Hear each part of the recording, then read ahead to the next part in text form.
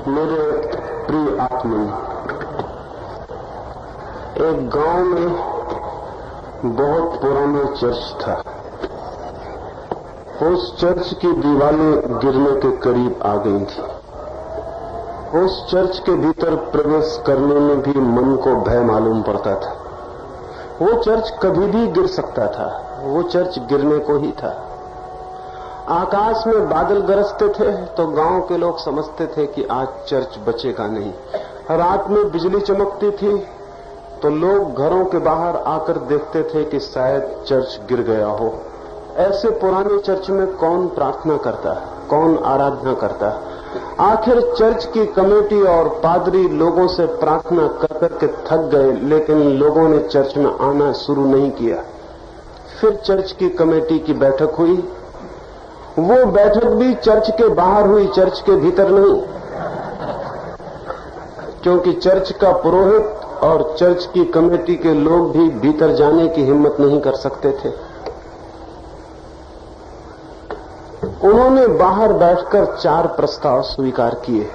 उन्होंने पहला प्रस्ताव स्वीकार किया कि हम बहुत दुख से स्वीकार करते हैं कि पुराने चर्च को गिराना आवश्यक हो गया है। दुख से, क्योंकि पुराने को गिराने में बड़ी तकलीफ होती है। दूसरा प्रस्ताव उन्होंने स्वीकार किया, लेकिन हम शीघ्र ही एक नया चर्च बनाएंगे, लेकिन नया चर्च हम ठीक वैसा ही बनाएंगे जैसा पुराना है। हम पुराने चर्च की नींव को नहीं बदलेंगे, उसकी बुनियाद पर ही नया चर्च उठाया जाएगा। अब पुराने की नींव पर दुनिया में कभी भी नया निर्मित नहीं होता है। लेकिन उस चर्च की कमेटी ने तय किया कि हम पुरानी की नींव पर ही नई दीवारें उठाएंगे। और उन्होंने ये भी तय किया कि पुराने चर्च की ईंटों का ही नए चर्च में उपयोग किया जाएगा, पुराने दरवाजे ही उपयोग किए जाएंगे, पुरानी खिड़कियां ही लगाएंगे, पुराने कपड़ों का ही हम इस्तेमाल करेंगे, पुराने चर्च की एक भी चीज नहीं खोएंगे, उसे नए में लगाएंगे। और पुरानी जगह पर, पुरानी नींव पर ही नया चर्च बनाना है। वो नाम को ही नया होगा, क्योंकि सब पुराना ही उसमें लगाना था। और चौथा प्रस्ताव भी उन्होंने पास किया कि जब तक नया न बन जाए तब तक पुराने को गिराएंगे नहीं।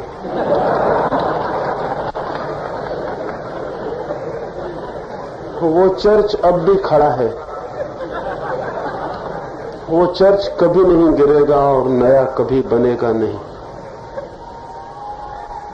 जैसी इस चर्च की कहानी है, वैसे इस पूरे देश की कहानी है। ये पूरा देश इतना पुराना पड़ चुका है कि अब इस देश का मरना ही आसान है, जीना बहुत कठिन। ये इतना सड़ चुका है, ये इतना गल चुका है, ये इतना सड़ और गल चुका है कि इसका मरना भी मुश्किल हो गया है। आपको पता है, मरने के लिए भी थोड़ी जिंदगी चाहिए होती है। मरे हुए आदमी नहीं मरते हैं, ये तो पता ही होगा। मरने के लिए भी जिंदगी चाहिए। ऐसा लगता है कि हम इतने मर चुके हैं कि अब हमने मरने की भी क्षमता खो दी। हमारा अस्तित्व एक प्रेत अस्तित्व है, और ये हजारों साल से ऐसा है। ये कोई आज ऐसा नहीं हो गया है। असल में हजारों साल हो गए, तब से ही हम भूल गए हैं कि नए को कैसे निर्मित किया जाता है। हजारों साल हो गए, तब से ही हम पुराने को छाती से लगाए बैठे हैं। हजारों साल हो गए, तब से ही हमने पुराने को इतना आदर, इतना प्रेम, इतनी श्रद्धा दी है कि नए का जन्म न मालूम कब से बंद हो चुका है। ये देश बहुत न मालूम कब बूढ़ा हो चुका, कब मर चुका।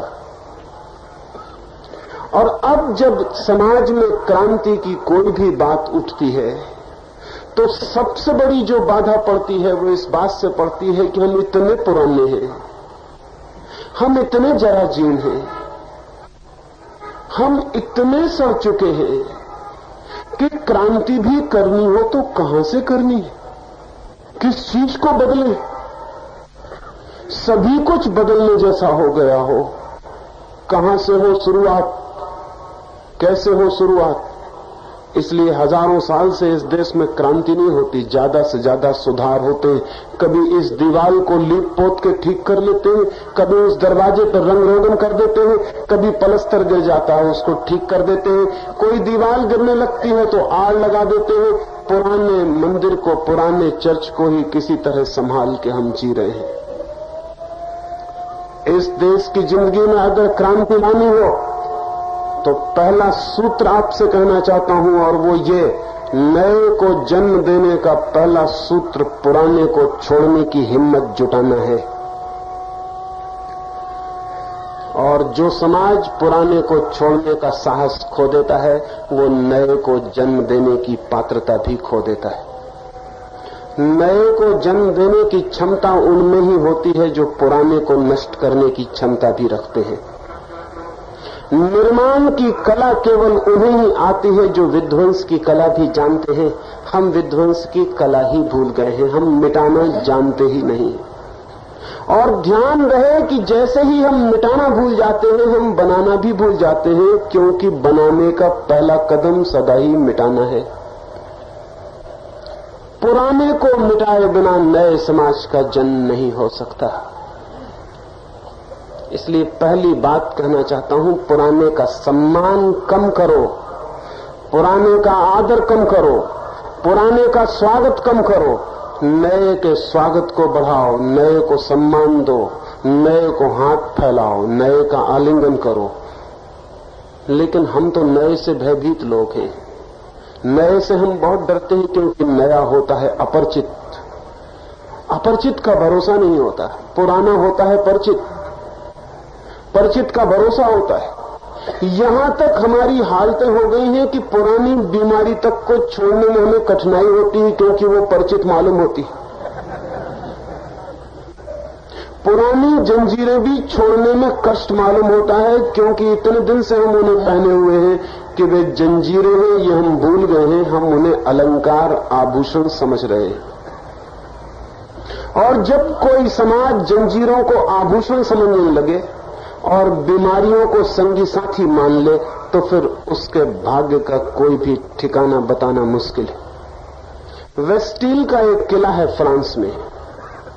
फ्रांस में क्रांति हुई तो क्रांतिकारियों ने जैसे ही फ्रांस की सत्ता पर कब्जा कर लिया, उन्हें ख्याल आया वेस्टिल के किले का। वेस्टिल के किले में फ्रांस के जघन्य अपराधियों को बंद किया जाता था, उन अपराधियों को जिनको आजीवन कैद की सजा मिलती। उस किले में ऐसे कैदी थे जो 30 साल से बंद थे, 40 साल से बंद थे, कुछ कैदी 50 साल से बंद थे। 70 और 80 साल उनकी उम्र हो गई थी, वो अपनी मृत्यु की प्रतीक्षा कर रहे थे। उस कारागृह में जो बंद होता था वो कभी छूटता नहीं था, मरने के पहले, मरने पर ही छूटता था। उस कारागृह में जो जंजीरें डाली जाती थी, उनको खोलने की कोई चाबी नहीं होती थी, वो तो मरने पर हाथ काट कर ही निकाली जाती थी। क्रांतिकारियों ने उस किले को तोड़ दिया और उन्होंने सोचा कि कैदी कितने खुश न हो जाएंगे जब हम उन्हें मुक्त करेंगे। और उन्होंने जाके कैदियों को जबरदस्ती उनकी अंधेरी कोठरियों से बाहर निकाला। अब जो कैदी 50 साल अंधेरी कोठरी में रहा हो, आपको पता है, वो प्रकाश से भयभीत होने लगता है, वो अंधकार का आदी हो जाता है। उसकी आंखें प्रकाश को देखने की क्षमता खो देती है। जो कैदी 50 वर्ष से अकेले में बंद रहा हो, दूसरे आदमी की मौजूदगी उसे घबराहट देने लगती है। जो आदमी 50 साल से बंद रहा हो, वक्त पर खाना मिल जाता हो, वक्त पर सो जाता हो, उसे जिंदगी एक झंझट मालूम होने लगती है। जीने का उपक्रम भी उसे कठिन मालूम होने लगता है। क्रांतिकारी जबरदस्ती कैदियों को बाहर निकालने लगे। कई कि हम नहीं, हम मजे में हैं, हम ये बात ही भूल गए हैं कि हम कैदी हैं। हम ये सवाल ही समाप्त हो गया है कि हम कारागृह में बंद हैं। ये तो हमें अपना घर मालूम होने लगा है। 50 साल तक कारागृह में कोई बंद हो तो कारागृह भी घर मालूम होने लगता है। अगर मालूम न हो तो जीना बहुत कठिन हो जाता है, मालूम करना पड़ता है। कारागृह को ही घर समझने की आदत डालनी पड़ती है, नहीं तो जीना बहुत मुश्किल है। लेकिन क्रांतिकारी उन्होंने जिद से जबरदस्ती लोगों को बाहर कर दिया। अब दुनिया में कहीं जबरदस्ती क्रांति होती कि जबरदस्ती किसी आदमी को स्वतंत्र किया जा सकता है? किसी आदमी को न तो जबरदस्ती परतंत्र किया जा सकता जब तक कि उसकी आत्मा परतंत्र होने के लिए भीतर से राजी न हो, और न ही किसी आदमी को जबरदस्ती स्वतंत्र किया जा सकता है जब तक कि वो स्वतंत्र होने के लिए आतुर न हो। और जो स्वतंत्र होने के लिए आतुर है, उसके शरीर को भला कोई परतंत्र बना ले, उसकी आत्मा को कोई कभी परतंत्र नहीं बना सकता। और जो परतंत्र होने के लिए उत्सुक है, उसके शरीर को भला हम स्वतंत्र कर दें, उसकी आत्मा कभी स्वतंत्र नहीं हो सकती। जबरदस्ती खींचकर निकाल दिया कैदियों को, उनकी जंजीरें तोड़ दी। लेकिन एक अद्भुत घटना घटी इतिहास की, ऐसी शायद कभी घटना नहीं घटी थी। सांझ होते होते आधे कैदी वापस लौटकर अपनी कोठरियों में बैठ गए, और उन कैदियों ने कहा, हम बाहर जाने से इनकार करते हैं, हम मर जाएंगे, लेकिन हम अपना कारागृह नहीं छोड़ सकते। दिन में हमें इतना बुरा लगा जिसका कोई हिसाब नहीं। लोगों को देख के डर लगता है, सूरज की रोशनी में आंख नहीं खुलती, और हाथ की जंजीरें तुमने छीन ली हैं तो ऐसा लगता है जैसे हम नंगे नंगे हैं, कोई चीज शरीर से कम हो गई। हम रात को सोएंगे कैसे? हम बिना हाथ के उस भारी वजन के सो नहीं सकते। उस वजन के आधार पर ही हम सोते हैं, हम उसके आदी हो गए। हमारी जंजीरें हमें वापस चाहिए। वेस्टिल के किले पर जो हुआ था, अगर हिंदुस्तान के आदमी की तरफ हम देखें तो हमें लगेगा कि वो ठीक ही हुआ था। हिंदुस्तान के आदमी के साथ रोज वही हो रहा है। हम पुराने के इतने आदी हो गए हैं कि हमें ख्याल ही भूल गया है कि नया भी हो सकता है। कितनी है गरीबी हमारी पुरानी, कुछ पता है? हम जब से हैं तब से गरीब है। ये झूठी बातों में मत पड़ना कि दुनिया की कहानियों में लिखा हुआ है कि हिंदुस्तान सोने की चिड़िया है। ये कहानियां सरासर झूठी हैं। हिंदुस्तान सोने की चिड़िया है, लेकिन कुछ थोड़े से लोगों के लिए, सारे लोगों के लिए नहीं। कुछ थोड़े से लोग सोने की चिड़िया पर बहुत दिन से सवार हैं, लेकिन हिंदुस्तान, असली हिंदुस्तान हमेशा से भूखा, दरिद्र और दीन। असली हिंदुस्तान कभी समृद्ध नहीं रहा। हजारों साल की गरीबी से धीरे धीरे हम गरीबी के लिए राजी हो गए। हमने ये ख्याल ही छोड़ दिया है कि हम भी समृद्ध हो सकते हैं। न केवल हमने ये ख्याल छोड़ दिया है, बल्कि हमने एक फिलॉसफी, एक तत्व दर्शन विकसित कर लिया है कि गरीबी बड़ी ऊंची चीज है, समृद्धि लात मारने योग्य है। ये हद चालाकी की बात है। ये गरीब आदमी की आखिरी सांत्वना, आखिरी कंसोलेशन है कि वो अमीरी को पाने योग्य ही न माने। वो कहे कि समृद्धि में क्या रखा है? सोना मिट्टी है, मिट्टी मिलती नहीं है देश को, और सोना मिट्टी है। भूखे हम मरते हैं, भूखे हम मर रहे हैं हजारों वर्ष से, लेकिन हम ये ख्याल ही भूल गए हैं कि हम भरे पेट भी हो सकते हैं। इतने लंबे दिनों की गरीबी की आदत बना देती है। न केवल आदत बना देती है, बल्कि गरीबी में भी एक तरह का सम्मान लेने की दृष्टि भी पैदा कर देती है।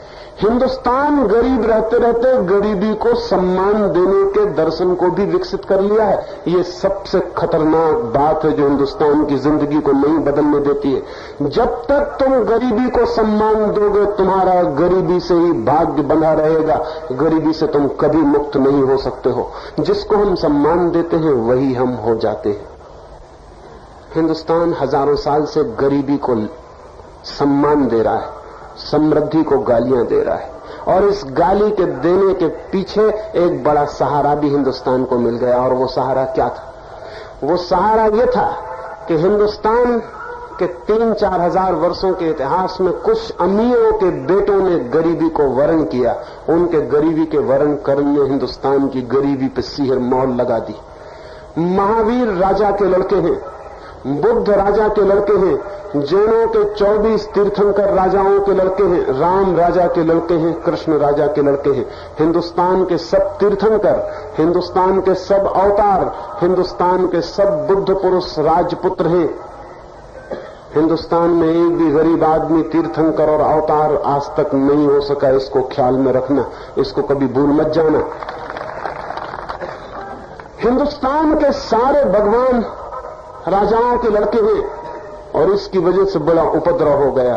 राजाओं के लड़के धन से ऊब जाते हैं, राजाओं के लड़के महलों से ऊब जाते हैं, राजाओं के लड़के जिंदगी के ऐश विलास से ऊब जाते हैं। मनुष्य के मन का एक नियम है, गरीब आदमी गरीबी से ऊब जाता है, अमीर आदमी अमीरी से ऊब जाता है। जो भी मिलता है आदमी उसी से ऊब जाता है, जो भी मिल जाए उसी से ऊब जाता है। जो लोग पैदल चलते हैं वो कार में बैठे हुए लोगों को देखकर तरसते, कार में बैठे हुए लोग पैदल चलने का मजा भी लेने की कोशिश करते। अमीरों के लड़के अमीरी से ऊब गए, उन्होंने अमीरी को लात मार दी और भिखमंगे हो गए। उनके भिखमंगे होने से भारत की गरीबी पे सील मोहर लग गई।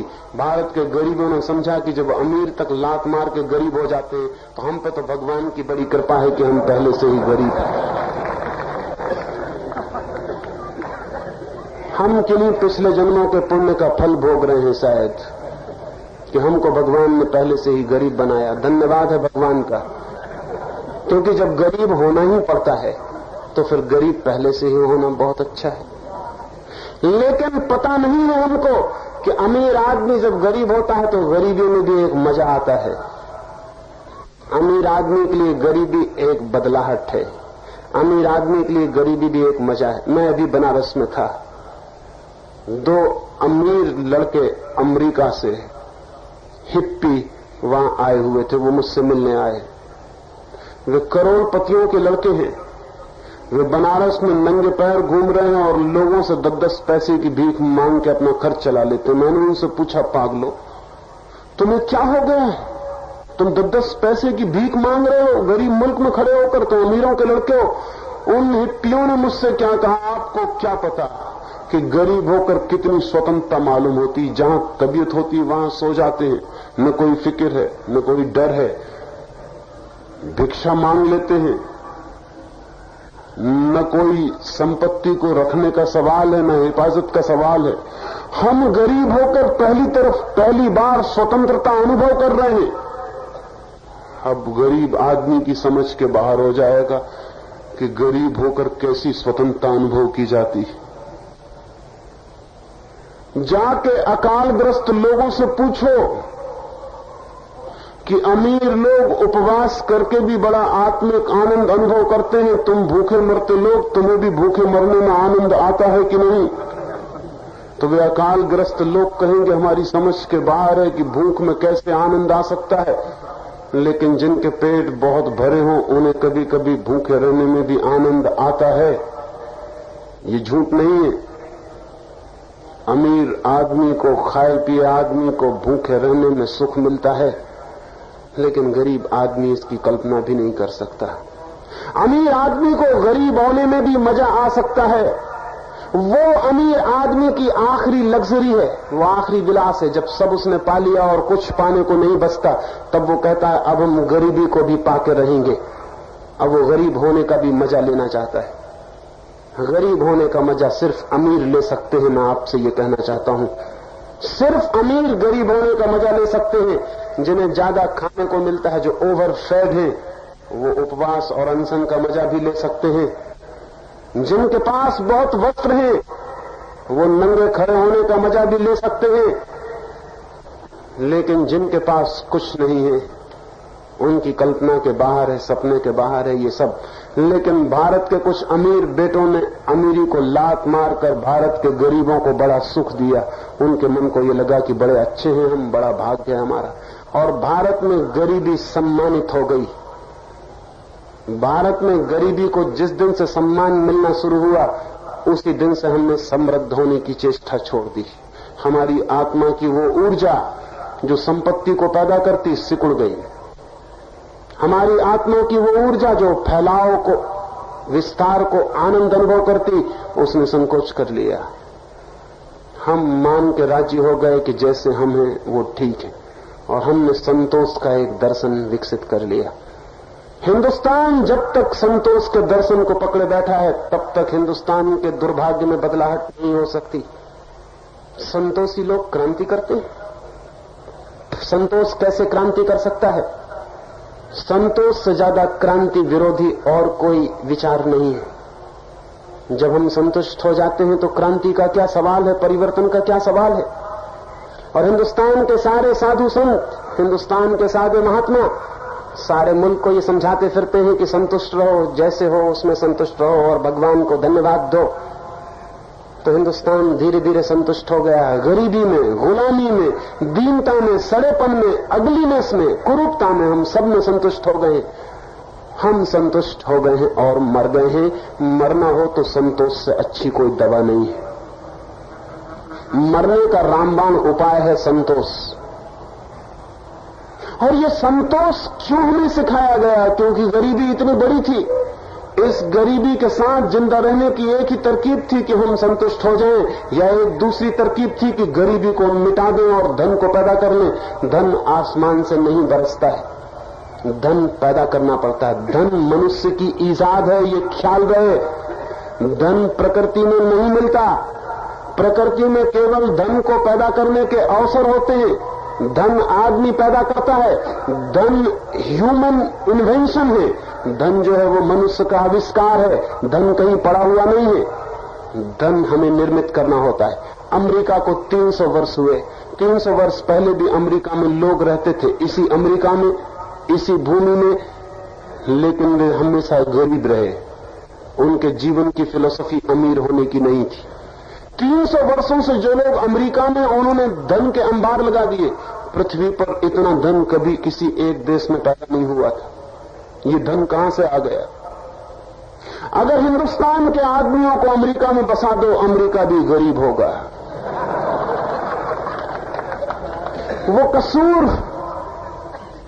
वो कसूर अमेरिका के आदमी का है कि उसने धन पैदा कर लिया। हम कभी धन पैदा नहीं करेंगे। एक जर्मन यात्री भारत से वापस लौटा, उसका नाम है काउंट केसरलिंग। उसने अपनी डायरी में एक शब्द लिखा, मैं पढ़ता था तो मैं बहुत हैरान हो गया। मेरी समझ के बाहर हो गया कि क्या लिखा है। उसने सोचा कि शायद छापेखाने की कोई भूल हो गई, लेकिन फिर मुझे ख्याल आया कि किताब जर्मनी में छपी है, वहां छापेखाने की भूल नहीं होती। वो तो छापेखाने की भूल हमारे मुल्क में होती है। और हमारे मुल्क में किताब छपती है तो किताब के पहले 5-7 पन्ने लिखे रहते हैं भूल सुधार। और अगर उन 5-7 पन्नों को भी गौर से देखो तो उनमें भी भूलें मिल जाएंगी। लेकिन ये किताब तो जर्मनी में छपी, इसमें भूल नहीं हो सकती। कोई कौम बर्दाश्त नहीं कर सकती कि किताबों में भूल हो। जब चित्त में भूलें होती हैं तो किताबों में भूलें आती। किताबें तो हमारे चित्त का लक्षण है, सारी जिंदगी हमारे चित्त का लक्षण है। जो कौम कोशिश करती है कि सब ठीक हो, व्यवस्थित हो, उसकी किताब में भूल कैसे होगी? फिर इस किताब में गड़बड़ दिखाई पड़ती है। फिर मैंने बार बार उसके वाक्य को पढ़ा, फिर मुझे उसकी मजाक समझ में आई कि वो मजाक कर रहा है, भूल नहीं हुई। उसने एक वाक्य लिखा है कि मैं हिंदुस्तान से लौटा हूं और हिंदुस्तान के बाबत एक बात मेरे मन में रोज रोज गूंजती रही, और वो ये कि India is a rich country where poor people live. Hindustan एक अमीर देश है जहां गरीब आदमी रहते हैं। मैंने ये कैसा हो सकता है? अगर देश अमीर है तो गरीब आदमी कैसे रह सकते हैं? और अगर गरीब आदमी रहते हैं तो देश अमीर कैसे हो सकता है? ये दोनों बातें उल्टी हैं। लेकिन फिर उसका मजाक ख्याल में आया कि वो हम पर मजाक कर रहा है। वो ये कह रहा है कि लोग अगर बुद्धिमान होते और अमीर होना चाहते तो देश तो अमीर था और लोग अमीर हो सकते थे, लेकिन लोग बुद्धिहीन हैं और गरीब रहना चाहते हैं, इसलिए देश तो अमीर है। लेकिन देश क्या कर सकता है? जबरदस्ती अमीर तो नहीं बना सकता है हमें। 5000 वर्षों में हमने कौन सी टेक्नोलॉजी विकसित की, कौन सा तकनीक विकसित किया जिससे धन पैदा हो? हमने कौन सी मशीनें ईजाद की जिनसे धन पैदा हो? हमने मनुष्य के समाज को कौन सी ऐसी गठन और रचना दी जिससे धन पैदा हो? हमने धन पैदा करने का कोई उपाय नहीं किया। हमने निर्धनता को स्वीकार कर लिया। हमने मान लिया जैसा था उसको मान लिया कि यही अंत है, यही सब कुछ है। हम विकास करने वाली कौम नहीं है। हम जड़ कौम है जो मिल जाता है उसी को मान के राजी हो जाते हैं कि ठीक है, पानी बरस जाता है तो भगवान को धन्यवाद दे देते हैं, नहीं बरस जाता तो थोड़े नाराज हो जाते हैं और बात खत्म हो जाती है। लेकिन हम भी पानी बरसा सकते हैं, ये हमारे ख्याल के बाहर। हम भी कुछ कर सकते हैं, ये तो तभी सवाल उठेगा जब हम कुछ करना चाहते हो, लेकिन संतोष हमें कुछ करने ही नहीं देता। गरीबी स्वीकृत है संतोष की छाया में। कैसे होगी क्रांति, कैसे होगा रूपांतरण, कैसे होगा नए का जन्म?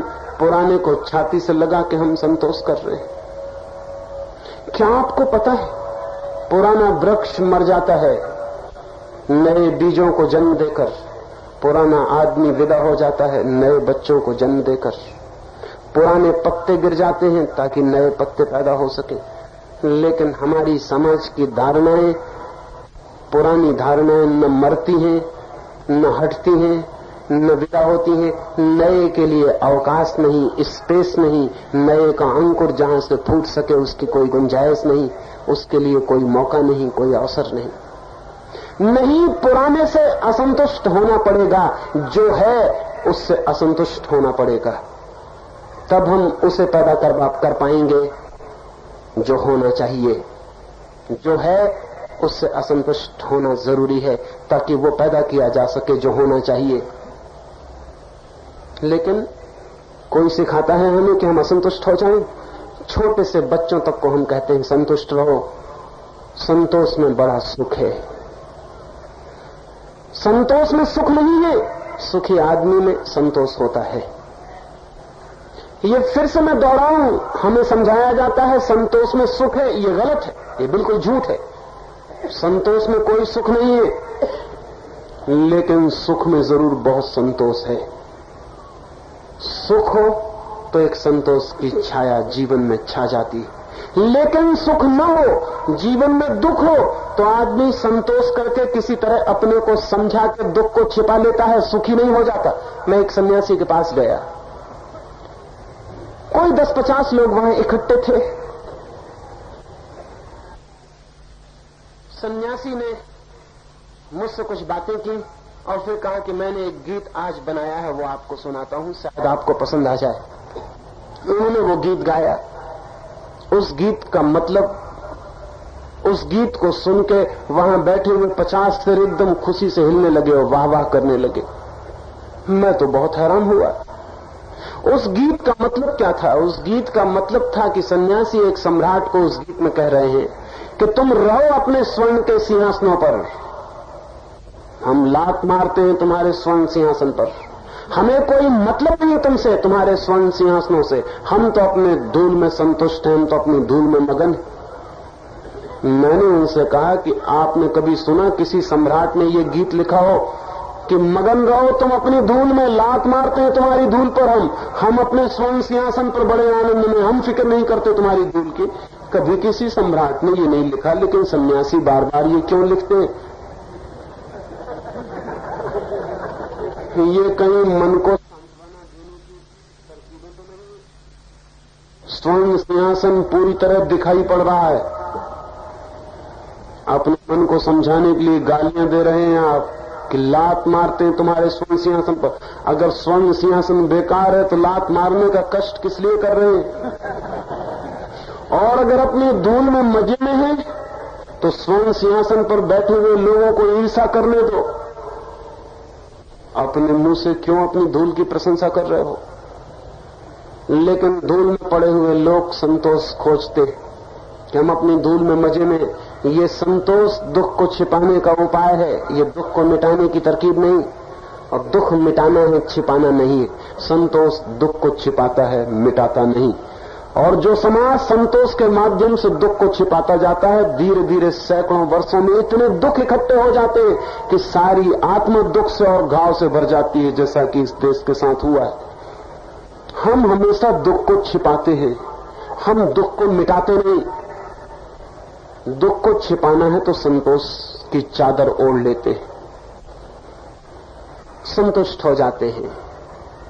अगर आदमी 25 साल में मर जाता है तो संतुष्ट हो जाते हैं कि इतनी ही उम्र रही होगी भाग्य में लिखी। अगर आदमी अंधा पैदा होता है तो संतुष्ट हो जाते हैं कि पिछले जन्म में कोई दुष्कर्म किए होंगे इसलिए बेचारा अंधा हो गया। अगर गरीबी बढ़ती है तो हम मानते हैं कि पिछले जन्म में जिन्होंने पाप किए होंगे वो लोग बेचारे गरीबी का दुख उठा रहे हैं। लेकिन किसी भी तरकीब से हम संतुष्ट हो जाते हैं और राजी हो जाते हैं। बगावत नहीं है, विद्रोह नहीं है, बदलाहट की आकांक्षा नहीं है, और वो नहीं है इसलिए कि असंतोष नहीं है। संतुष्ट समाज क्रांतिकारी समाज नहीं होता है। जीवन में जलती हुई असंतोष की आग चाहिए। असंतोष की आग जीवित होने का लक्षण है। वो जो फायर, वो जो आग है असंतोष की, वो जिंदा आदमी का सबूत है। मरा हुआ आदमी संतुष्ट होता है, जिंदा आदमी रोज नए से नए शिखर को छूने को आतुर होता है, रोज नए मार्गों पर चलने को, रोज नए विस्तार को, रोज नए अभियान को। जिंदगी के आखिरी क्षण तक भी वो नए को पाने की चेष्टा में रत होता है। असंतोष, डिसकंटेंट दिव्य लक्षण है, डिवाइन है। मैं तो कहता ही हूं कि डिवाइन डिसकंटेंट, दिव्य असंतोष मनुष्य को परमात्मा की सबसे बड़ी देन है कि मनुष्य को वो पीड़ित रखता है कि बढ़ो और आगे और आगे। जिंदगी कहीं खत्म नहीं होती, जिंदगी और आगे बढ़ती चली जाती है। लेकिन हमने जिंदगी का साथ बहुत दिन पहले छोड़ दिया। हम रास्ते के किनारे बैठ गए हैं। जिंदगी का कारवां बढ़ा जाता है, हम रास्ते के किनारे बैठे, जिंदगी की उड़ती धूल हमारे सिर पर पड़ती है, उसी को आंख बंद करके झेलते रहते हैं और कहते हैं संतुष्ट रहना चाहिए, संतोष में बड़ा सुख है। संतोष दुख को छिपाने की तरकीब है, संतोष एस्केपिज्म है, संतोष पलायनवाद है। जिनको जिंदगी से भागना है उनके लिए ठीक है कि आंख बंद कर लें और संतुष्ट हो जाएं, लेकिन जिन्हें जिंदगी जीनी है उनके लिए संतुष्ट हो जाना ठीक नहीं। और अगर पूरा समाज ही संतुष्ट हो जाए तब तो आत्मघात हो गया, सुसाइड हो गया। पूरा समाज संतुष्ट हो गया है। कोई चीज हमें पीड़ित नहीं करती। एक आदमी सड़क पर भीख मांगता हो, हमारे प्राणों में कोई चोट नहीं पड़ती कि हमारे भीतर आदमी बिल्कुल मर गया है। सड़क पर एक आदमी गंदे कपड़े पहने हुए बैठा है और भीख मांग रहा है, हम उसके सामने से निकल जाते हैं, कहीं भी कोई चोट नहीं पड़ती इस आदमी की, हमारे प्राणों पर कहीं कोई चोट नहीं पड़ती। हमने स्वीकार कर लिया कि सब है, इस जिंदगी में ये सब होता है। यहाँ फूल भी हैं और कांटे भी हैं, यहाँ दुख भी है और सुख भी है, यहाँ अमीर लोग भी हैं और भिखमंगे भी। हमने सब स्वीकार कर लिया। जिंदगी कितनी ही कुरूप हो, जिंदगी कितनी ही बेहूदी हो, जिंदगी कितनी ही असंगत हो, जिंदगी कितनी ही अस्वीकार के योग्य हो, हम चुपचाप उसको देखते हुए निकल जाते हैं। क्या हमारे भीतर चोट खाने की क्षमता ही खो गई है? खो गई है। संतुष्ट आदमी में सब क्षमता खो जाती है। और फिर संतोष सिखाता है कि कभी अपनी चादर से आगे पैर मत फैलाना। संतोष कहता है अपनी चादर के भीतर रहना। अगर चादर छोटी पड़ जाए तो पैर सुकोड़ लेना भीतर, लेकिन चादर बड़ी करने की कोशिश मत करना, पैर बाहर मत फैलाना। चादर के भीतर रहना समझदार आदमी का लक्षण। अब मैं आपसे कह देना चाहता हूं कि चादर अपने आप नहीं बढ़ती और आप अपने आप बढ़ते चले जाते हो। सो चादर रोज छोटी पड़ती चली जाती है और आप बड़े होते चले जाते हो। अब सुकड़ सुकड़ के जान निकली जाती है, कभी हाथ उगड़ जाता है, कभी पैर उगड़ जाता है, कभी पीठ उगड़ जाती है, कभी सिर उगड़ जाता है। चादर बिल्कुल छोटी हो गई है, जैसे किसी छोटे बच्चे को पजामा पहना दिया हो। अब वो बच्चा तो जवान हो गया, पजामा वही पहने हुए है। अब उसकी हालत आप समझते हो, उससे तो बेहतर है कि वो नंगा खड़ा हो जाए, तो भी थोड़ी स्वतंत्रता मालूम पड़ेगी। लेकिन ये पजामा बचपन का जान ले रहा है, वो पजामे को छोड़ता भी नहीं, क्योंकि बाप दादों का पहनाया हुआ पजामा छोड़ा कैसे जा सकता। पुरखे पहने गए हैं, अब अगर वही वापस लौट के उतारे तो उतार भी सकते हो, हम कैसे उतार सकते? वो लौटने वाले नहीं, क्योंकि वो लौटने के बाहर जा चुके। अब वहां से लौटना नहीं होता। पजामा वो पहना गए और आदमी बड़ा होता जा रहा और छोटा पजामा है। और हमको सिखाया ये गया है कि चादर के बाहर पैर मत पसारना, और आदमी बड़ा होता चला जाता है। बुद्ध के जमाने में हिंदुस्तान की आबादी थी 2 करोड़। तब हमें सिखाई गई थी ये बात कि चादर जितनी हो उतनी पैर सिकोड़ना। बुद्ध को भी पता नहीं होगा कि चादर के भीतर का आदमी बहुत खतरनाक है, ये बहुत बड़ा हो जाएगा। अब इतना विस्तार हो गया उस आदमी का कि उस चादर का पता ही नहीं चलता कि वो कहां है जिसके नीचे हम हैं। पाकिस्तान बटा तो ऐसा लगता था कि जिन्होंने हमसे बड़े आदमी छीन लिए। अब जिन्ना की आत्मा समझती होगी कि हमसे आदमी छीनना बहुत मुश्किल है। 20 साल में हमने पाकिस्तान से दुगने आदमी फिर पैदा कर लिए। हम एक ही उत्पादन का काम करते हैं, हम चीजें पैदा नहीं करते। हम कोई मटेरियलिस्ट है, हम कोई भौतिकवादी है जो चीजें पैदा करें। हम अध्यात्मवादी समाज है, हम सिर्फ आदमी पैदा करते हैं।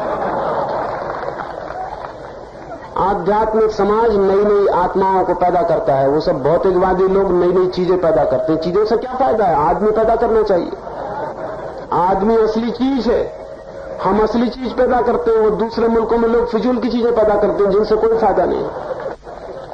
लेकिन वो आदमी बड़ा होता चला जाता है और चादर छोटी होती चली जाती है। और फिलॉसफी ये है कि चादर बड़ी मत करना, और फिलॉसफी ये है कि चादर के बाहर पैर ही मत निकालना। अब बड़ी जान निकली जाती। मैं आपसे कहता हूं कि जो लोग चादर के बाहर पैर निकालते हैं उन लोगों को चादर बड़ी करने के उपाय भी करने पड़ते हैं, क्योंकि पैर बहुत दिन बाहर नहीं रखे जा सकते, चादर बड़ी करनी ही पड़ेगी। इसलिए अगर चादर बड़ी करनी हो तो पैर हमेशा बाहर निकालना, ताकि चादर को बड़ा करने का ख्याल पैदा हो। और अगर पैर भीतर ही रखे तो चादर को बड़े करने का ख्याल पैदा नहीं होगा। और ध्यान रहे, चादर बड़ी की जा सकती है, चादर कितनी ही बड़ी की जा सकती है। जमीन के पास इतनी संपत्ति है कि अभी दुनिया में 3-3.5 अरब आदमी हैं। अगर दुनिया में 30 अरब आदमी भी हो तो जमीन पर किसी आदमी के भूखे मरने का कोई कारण नहीं है। जमीन पर इतनी संपदा है और जमीन पर इतनी संपदा के अछूते कुआरे स्रोत हैं। अभी समुद्र पड़ा है जिससे इतना भोजन पैदा किया जा सकता है कि करोड़ों अरबों लोग भोजन करें और कोई अंतर न पड़े। अभी पूरी हवाएं पड़ी हैं, हवाओं से इतना भोजन खींचा जा सकता है कि अरबों लोग जिए और कोई तकलीफ ना हो। अभी सिर्फ जमीन जोती गई है, न तो अभी समुद्र जोता गया है, न हवाएं जोती गई है। अभी बहुत अनजोते खेत पड़े हुए हैं, लेकिन कौन जोतेगा उनको? वो जो कहते हैं कि चादर के बाहर पैर मत निकालना। चादर के बाहर पैर निकालने चाहिए ताकि जिंदगी को विस्तार मिलने की दिशा में गति आ सके, ताकि जिंदगी में क्रांति और रूपांतरण हो सके। तो आज तो एक ही सूत्र पर मैं जोर देना चाहता हूं, संतोष आत्मघाती है।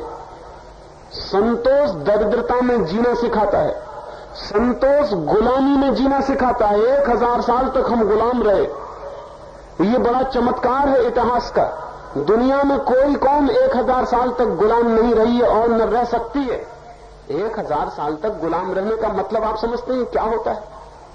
1000 साल तक गुलाम रहने का मतलब यह होता है कि हमारे भीतर स्वतंत्र होने की कोई कामना ही नहीं है।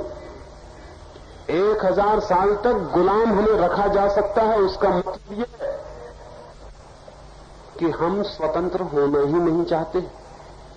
और हम क्यों स्वतंत्र होना चाहें? हमारे शास्त्रों में लिखा है, कोई हो राजा हमें क्या मतलब है, कोई हो नृप हमें क्या हानि, कोई हो राजा हमें क्या मतलब है। हम अपना राम भजन करते रहेंगे, अपनी अपनी मड़ियाओं में बैठकर कीर्तन करते रहेंगे, राजा से हमें क्या लेना देना। कोई भी हो, जब ऐसी बातें सिखाई जाती हैं समाज को, तो समाज किसी भी स्थिति में रहने को राजी हो सकता है। 1000 साल तक हम गुलाम रहने को राजी हो गए। और ये मत सोचना कि अभी आप और हम अपनी ताकत से आजाद हो गए। अगर हम पर ही छोड़ दिया जाता आजाद होना, तो हम कभी ये झंझट में न पड़ते आजादी के, हम गुलाम ही रह आते। वो तो अंग्रेज बड़े अजीब लोग थे और न माने और हमको आजाद कर ही गए। अन्यथा हमारी कोई तैयारी न थी। हमने क्रांति की थी 1942 में और आजादी मिली 1947 में। ऐसा कहीं सुना है कि क्रांति हो 5 साल पहले, आजादी मिले 5 साल बाद? गोली मारी जाए अभी और लगे 5 साल बाद, ऐसा कभी सुना है? और वो गोली भी बड़ी पोस्ट थी, उसमें भी कोई आवाज नहीं हुई थी, कुछ भी नहीं हुआ था। हिंदुस्तान के एक नेता को भी पता नहीं था कि हम आजाद होने वाले। आजादी बिल्कुल आकस्मिक घटना की तरह हमारी छाती पर सवार हो गई। हम चौंक गए।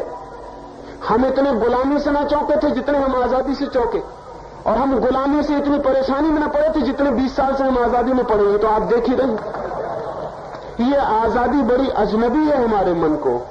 ये हमारे मन की मांग नहीं, ये हमारे चित्त की आकांक्षा नहीं। आजाद होने के लिए भी बड़े असंतोष लोग चाहिए। दूसरे महायुद्ध में मैंने सुना है जर्मनी ने तय किया था हॉलैंड पर हमला करने के लिए। हॉलैंड गरीब देश है, हमारे जैसा गरीब नहीं। गरीबी से ये मतलब नहीं होता जैसे हम गरीब हैं।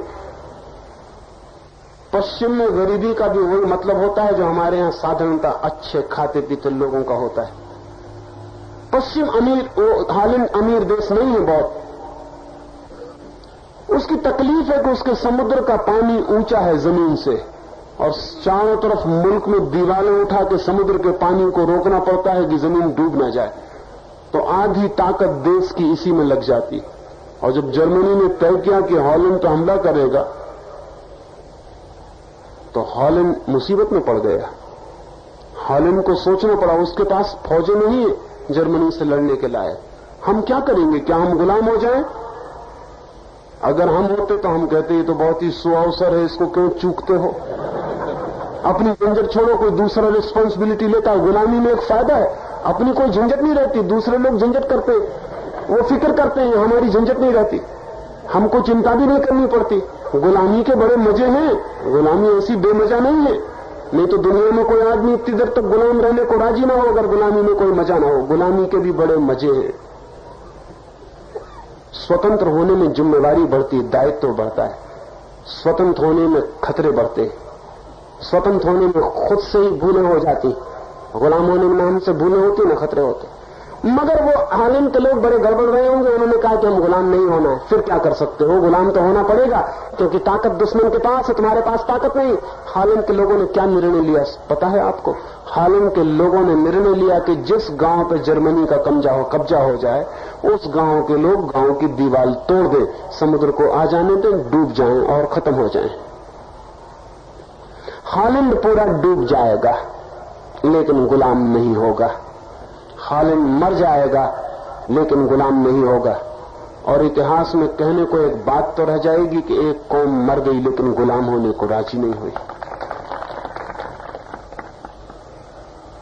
जो गुलाम नहीं होना चाहता, मैं आपसे कहता हूं दुनिया में उसे कोई गुलाम नहीं कर सकता। मार सकता है, हत्या कर सकता है, गुलाम नहीं कर सकता। लेकिन हम गुलाम होने के लिए भीतर से तैयार हैं, अब भी तैयार हैं। अभी भी हम नए नए ढंग से गुलामी खोज सकते हैं। अगर चीन हम पर हमला करे तो हमारे मुल्क में लाखों लोग तैयार हो जाएंगे कि आ जाओ, स्वागत के लिए हम तैयार हैं। वो कम्युनिज्म के नाम से कहेंगे, दूसरे नाम से कहेंगे। भीतर गुलाम भारतीय बैठा हुआ है जो किसी की भी गुलामी स्वीकार कर सकता है। वो जो भीतर हमारे गुलाम होने की वृत्ति है वो किसी की भी गुलामी में बड़ी राहत अनुभव करेगी। वो कहेगी चलो झंझट छूटी, अपनी मुसीबत मिटी, अब तुम संभालो। नहीं, ये इतने दिन गुलाम रहना हमारे सोचने के गलत ढंग का परिणाम था। इसमें न मुसलमानों का कसूर है, न इसमें तुर्कों का कसूर है, न हुओं का, न अंग्रेजों का। इसमें अगर कोई भी कसूरवार है तो हमारे सिवाय और कोई कसूरवार नहीं।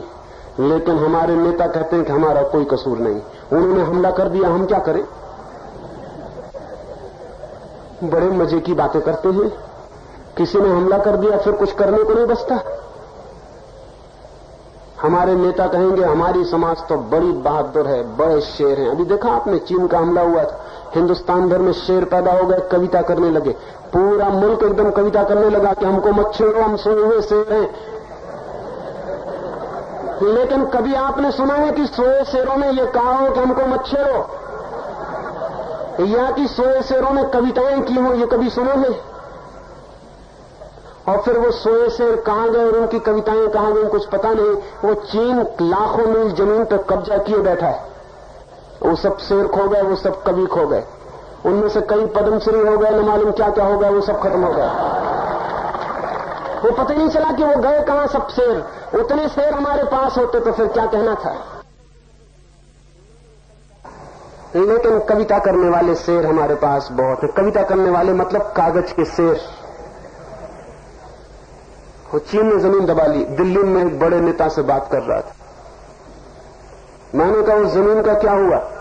वो बड़े नेता बोले कि आप भी उसकी बात करते हैं, वो जमीन बिल्कुल बेकार है, वो किसी काम की नहीं है। उसमें न कुछ पैदा होता न कुछ होता, बेकार जमीन, उसके लिए क्या लड़ना झगड़ना।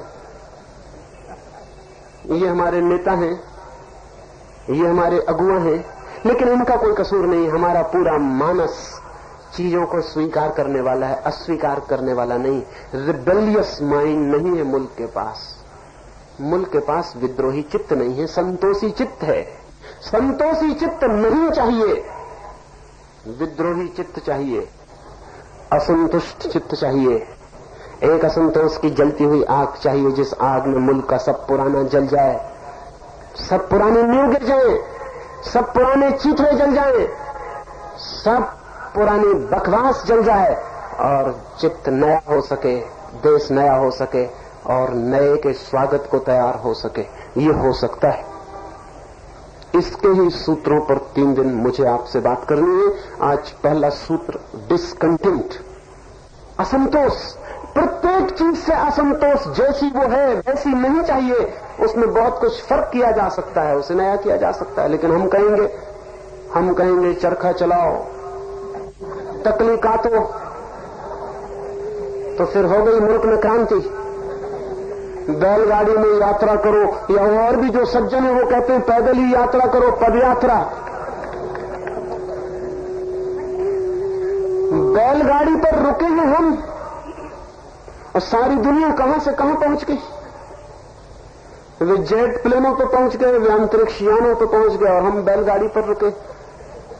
रोने की तबीयत होती है, जो भी आदमी थोड़ा सोचता होगा, रोने की तबीयत होती है। रास्ते से बैलगाड़ी निकलती है और छाती पीट लेने का मन होता है कि हम कहां खड़े रहेंगे बैलगाड़ियों को लेकर। क्या होगा ये, कैसे हम जीतेंगे इस जगत में, कैसे हम खड़े होंगे। नहीं, लेकिन हमें कोई असंतोष नहीं है, हम बैलगाड़ी से ही संतुष्ट हैं। हम भागने के आदी हैं, हम एस्केपिस्ट हैं। कन्फ्यूशियस ने एक घटना लिखी है, लिखा है कि एक बार मैं पहाड़ पर गया, वहां मैंने एक औरत को एक कब्र के ऊपर रोते हुए देखा। मैंने उस औरत से पूछा कि तू क्यों रोती है, क्या हो गया। उसने कब्र बताई। उसने कहा ये कब्र मेरे पति को शेर खा गया है, उसके लिए रोती हूं। तो कन्फ्यूशियस ने उस औरत से पूछा रहती कहां है, पहाड़ पर। उस स्त्री ने कहा मैं पहाड़ पर ही रहती हूं, पहले शेर मेरे बेटे को खा गया था, वो पीछे कब्र बनी। उसके पहले मेरे बाप को खा गया था, वो और पीछे कब्र बनी है। अब मेरे पति को खा गया, अब मैं अकेली बची हूं। लेकिन कन्फ्यूशियस ने कहा पागल, तू नीचे जाके बस्ती में क्यों नहीं रहती, यहां पहाड़ पर क्यों रहती है। उस स्त्री ने कहा बस्ती में रहना ठीक नहीं, वहां राजा बहुत बुरा है, उस राजा से बचने के लिए हम यहां संतोष से पहाड़ पर ही रहते हैं। कन्फ्यूशियस ने कहा कि राजा बुरा है तो राजा को बदलना चाहिए, या कि गांव छोड़ के भाग के पहाड़ पर रहना चाहिए। लेकिन उस औरत ने कहा कि हम यहीं संतुष्ट हैं, वहां राजा बहुत बुरा है। मैं कन्फ्यूशियस की घटना पढ़ता था, मैं सोचता था कन्फ्यूशियस कहीं मिल जाए। मिलना बहुत मुश्किल है, 2500 साल पहले हो चुका, लेकिन जिंदगी अनूठी है, मिल भी सकता है। कहीं मिल जाए तो उससे मैं कहूं कि वो औरत जो चीन में रहने लगी थी, वहां जाके पहाड़ पर खोजबीन करो, कहीं भारत की रहने वाली तो नहीं थी, क्योंकि मुझे शक होता है वो औरत भारतीय होना चाहिए। ये भारतीय मानस है, ये कहता है जहां तकलीफ वहां से भाग जाओ, कहीं छिप जाओ। अगर घर गृहस्थी में दुख मालूम होता है तो घर गृहस्थी को बदलो मत, सन्यासी हो जाओ। अगर औरत के साथ तकलीफ मालूम होती तो औरत और आदमी के बीच की व्यवस्था को मत बदलो, औरत को छोड़ के भाग जाओ। अगर बच्चे परेशान करते हैं तो बच्चों को छोड़ दो, लेकिन बच्चों की जिंदगी को नया करने का, जहां से परेशानी होती है उसको बदलने के लिए कुछ मत करो। इसका मतलब क्या होता है? इसका मतलब होता है पलायनवादी रुख। भाग जाओ, जिंदगी का सामना मत करो। जिंदगी का सामना करना हो तो असंतुष्ट होने की क्षमता, पात्रता और साहस चाहिए, और मरना हो तो ठीक है, संतोष बिल्कुल ठीक है, लेकिन संतोष ही रखना है तो फिर सांस भी नहीं लेना चाहिए, क्योंकि सांस भी असंतुष्ट आदमी लेता है। अगर आदमी बिल्कुल संतुष्ट हो जाए तो सांस भी क्यों लेगा? क्या जरूरत सांस लेने की? पानी पीने की क्या जरूरत? भोजन करने की क्या जरूरत? कुछ भी जरूरत नहीं है फिर। या तो इतने संतुष्ट हो जाओ, भारत से कहने का मन होता है कि बिल्कुल मर जाओ, और या फिर छोड़ो इस संतोष को और जिंदगी की राह पकड़ो और जिंदगी को बदलने की हिम्मत जुटाओ। ये हिम्मत जुटाई जा सकती है, नए बेटों से, नए बच्चों से आशा बांधी जा सकती है। उनकी आंखों में हिम्मत की झलक मालूम पड़ती है, लेकिन पुराने लोग उन्हें बिगाड़ने की इतनी कोशिश में लगे हैं कि बहुत डर है कि कहीं वो बिगाड़ न दे। हिंदुस्तान में जवान आदमी पैदा नहीं हो पाता, उसके पहले बूढ़े मिलकर उसको बूढ़ा बना देते। आने वाले 3 दिनों में ये मुल्क कैसे जवान हो सके, ये मुल्क कैसे विद्रोह सीख सके, ये मुल्क कैसे क्रांति से गुजर सके, उसके कुछ सूत्रों पर हम बात करेंगे। आज तो पहले सूत्र पर मैंने बात की है, संतोष को छोड़ दो, असंतोष को स्वीकार करो। असंतोष मार्ग है परिवर्तन का, असंतोष मार्ग है क्रांति का, असंतोष मार्ग है नए जीवन की उपलब्धि का। मेरी बातों को इतनी प्रेम और शांति से सुना, उससे बहुत अनुग्रहित हूं और अंत में सबके भीतर बैठे परमात्मा को प्रणाम करता हूं। मेरे प्रणाम स्वीकार करें।